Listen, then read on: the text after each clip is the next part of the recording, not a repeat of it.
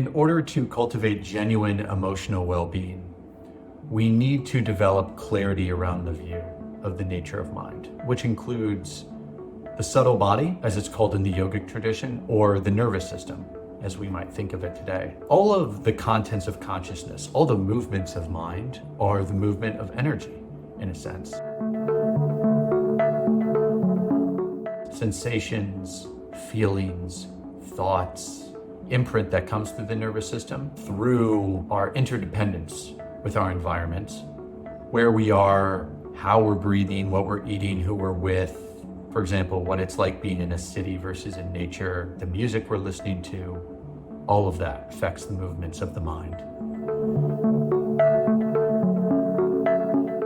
That can create a certain speediness, like a speed limit. It can go higher or it can go slower, more down-regulated. We might think of it as a more sympathetic state, fight, flight, freeze, or a more parasympathetic state. Because of the modern lifestyle that we have, our modern lifestyle in a capitalist society is very speedy. It's very fast. It's very centered around productivity. This modern lifestyle really amplifies the speediness in the subtle body.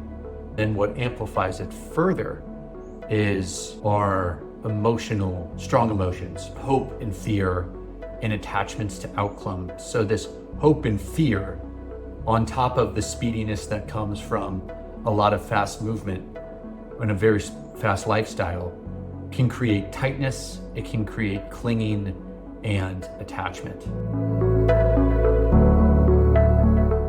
An important part of our practice is then learning to calm the nervous system, learning to downregulate the nervous system, learning to, in yogic language, learning to relax and release some of the tightness in the subtle body so that energy can move more freely.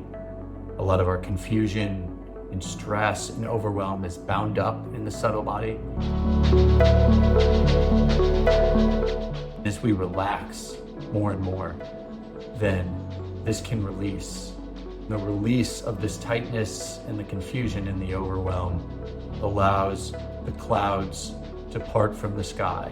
There's more clarity around the nature of mind. That's what we're doing. We're polishing the mirror of the mind through our practice. But polishing the mirror of the mind involves deeply understanding how our mind, our heart mind, is an embodied experience. It is bound up with the nervous system, with the subtle body, with our environment.